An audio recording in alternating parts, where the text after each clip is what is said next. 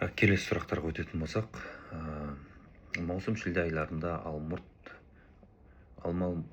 армұрттарды қырқуға бола ма? Яғни былтырға биылғы өскен бұтақтар дейді. Сұрақ өте орынды сұрақ, өте жақсы сұрақ.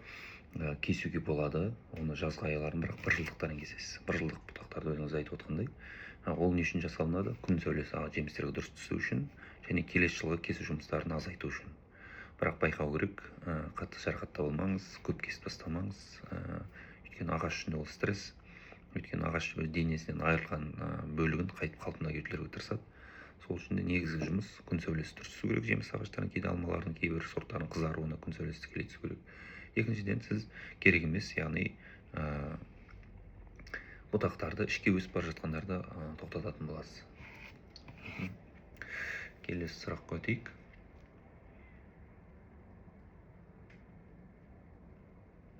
Бір кісілер жақсы тілектерін білдіріп жатыр екен. Амин. Бекежан мырза деген ағамыз. Сұраққа неге жауап бермейді, білмейтін болсаң, несін әуре боласыңдар дейді. Не нәрсеге сұрады екен, мен түсінбедім. Арам шөптерге қатысты сұрақтарда сұрақ болса қайтып жазып жіберсеңіз, өтініш.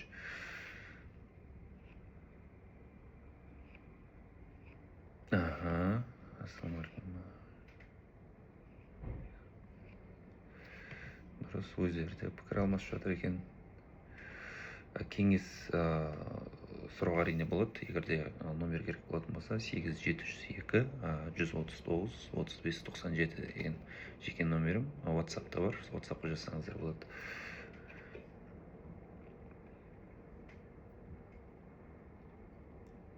Дәнін қалай өсіреміз дейді. Негізі көбінесе дәннен, мысалы алма болсын, алмұрт болсын, басқа да дақылдар болсын, оның дәнінен өзінің сорты өсіп шығуы екіталай. Сол үшін негізі, егер көбейткіңіз келетін болса, онда бұтақтан көбейтесіз, бүршіктен көбейтесіз. Сол дұрыс негізі.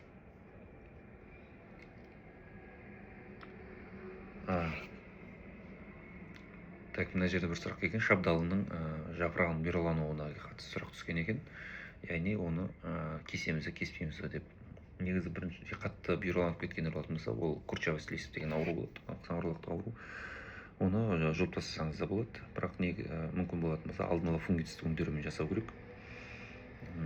Кейінде қатты көбейіп жатса, фунгицидті өңдеуді тоқтатпаған дұрыс. Сосын қатты уақытыңыз болып жатса, әрине ағашыңыз қатты биік болмаса, жұлып тастасаңыз да болады. Бірақ фунгицидті өңдеу міндетті.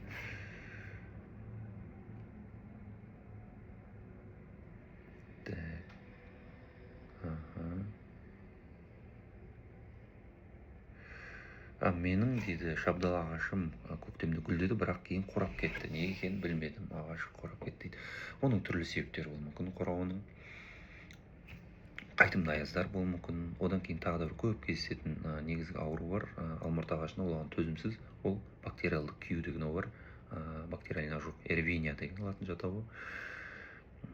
Fire blight деп ағылшынша айтады. Оны негізі алмұрттар қатты соған төзімсіз. Ол сөйтіп құратып жібереді негізі. Бұтақтың бас жағынан басылады да, толық ағашыңыз құратып жібереді. Негізі көбінесе содан, сізге де содан болуы мүмкін. Оған қарсы қалай жұмыс істейміз? Оған фунгицидтер жұмыс істемейді көбісі. Оған жұмыс істейтін касумин деген фунгицид бар. Сонымен жұмыс істесеңіз болады. Немесе аптекадан антибиотиктер бар ғой, пенициллин, тетрациклин деген сияқты, соның бір ампуласын, 5 граммын 5 литр суға араластырып, бір ампуласы қанша болады ішінде? Соны 5 литр суға араластыра, соны шашасы 2-3 рет арасын бір аптаға салып.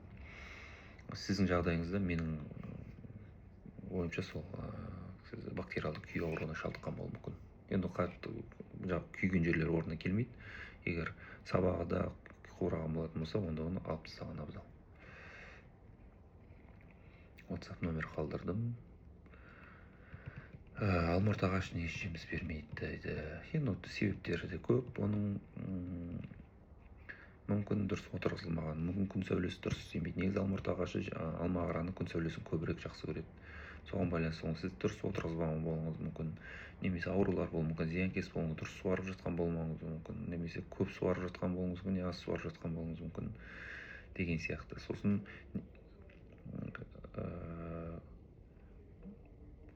сорттық ерекшелігі де болуы мүмкін деген сияқты. Қарау керек жан-жақты. Жеке шығатын болсаңыз номерге сол кезде қарайық жеке мәселеңіз.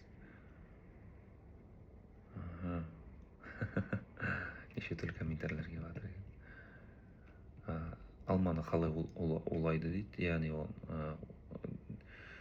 оны ерте көктемнен бүршік жарған кезден бастайсыз. Контактілі фунгицидтермен мыс менді купораспен шашсаңыз болады, немесе мартовский смесь шашсаңыз болады. Одан кейінгі гүлдеу фазасы, гүлдеуден алдыңғы фаза бар, сосын гүлдеу фазасы бар. Сол кезде жүйелі фунгицидтермен жұмыс істейтін болсаңыз, стробимен жұмыс істеңіз, бейлиспен жұмыс істеңіз, скор, топаз, тағындайлар бар. Серкатис плюс деген бар, миравис дуо деген бар. Солармен жұмыс істесеңіз жақсы көмектеседі. Ол шірік ауруларын алып келмейді, және парша, тас қотыр ауруын алдын алатын болады.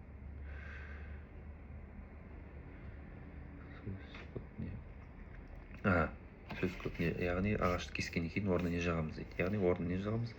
Орнына эмульсия жағу болады, өте жұқа етіп, сосын бальзамдар жағу болады, өте жұқа етіп. Раннет деген препарат бар, соны жұқа қылып жағу болады. Садовый бар жақсаңыз, өте жұқа қылып жағасыз. Өйткені жұқа қылып жақпайтын болсаңыз, онда ол ағаш ненің қурауына әкеліп салады, керісінше қабығын жазылмауына, керісінше шіруіне әкеліп салады.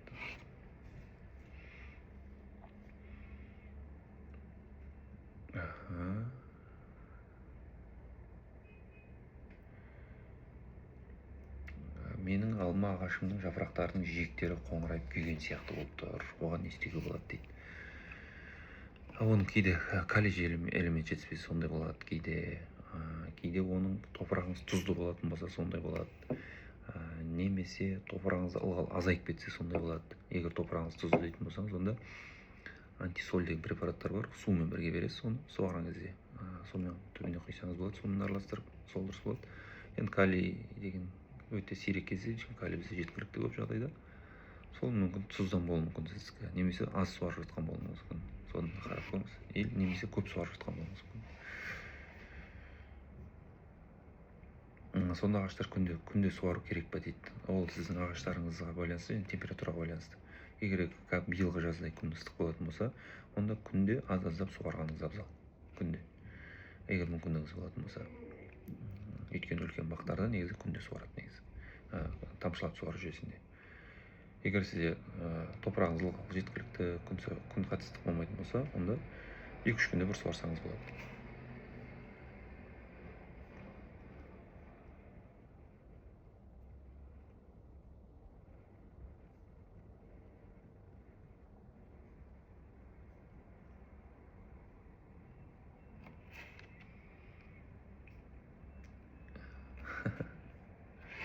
Неше түрлі комментарийлер бар, қызық екен.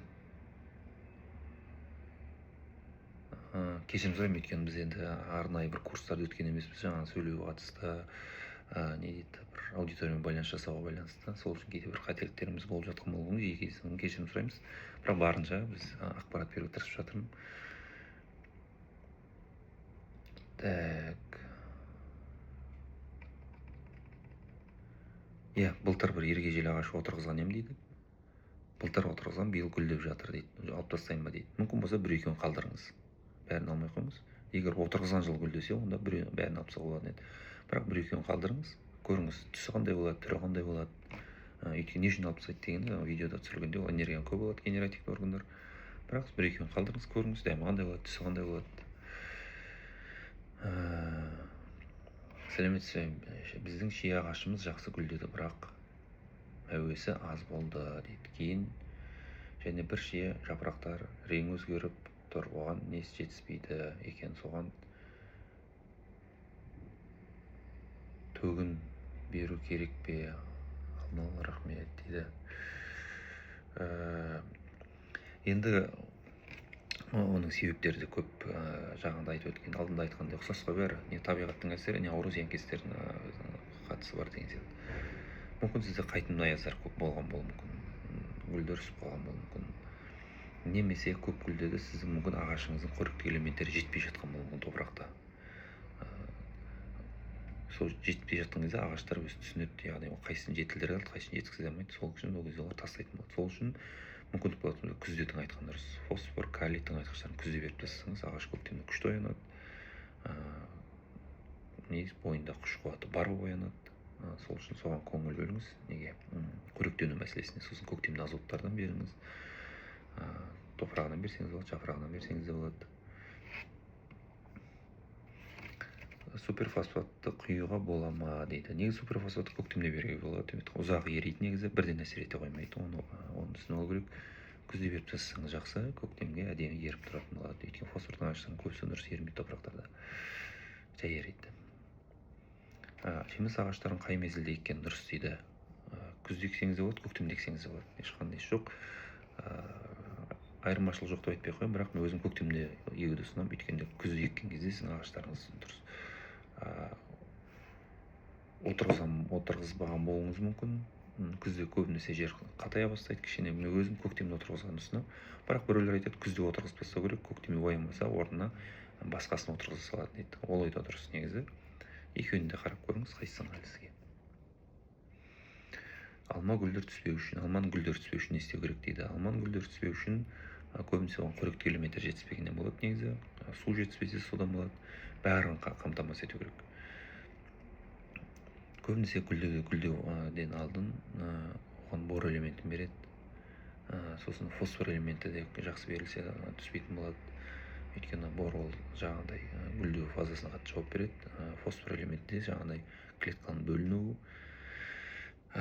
көбею мәселесіне көп қатыса алса, сол екеуі жетіспесе, гүл тастайтын болады өз-өзін. Сосын басқа да суару жүйесіне де қарау керек. Көп суармау, аз суармау деген сияқты.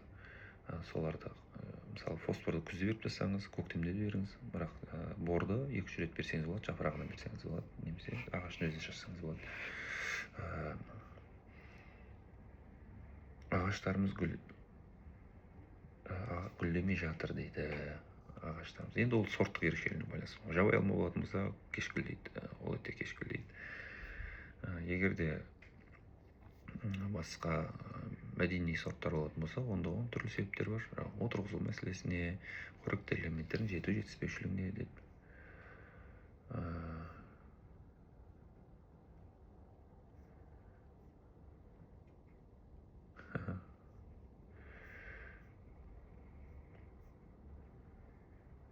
Ергежейлі алма ағаштың карлик па дейді. Ергежейліден карлик. Мен өзім солай аударамын, дұрыс па дұрыс емес па, енді солай дұрыс шығар деп ойлаймын.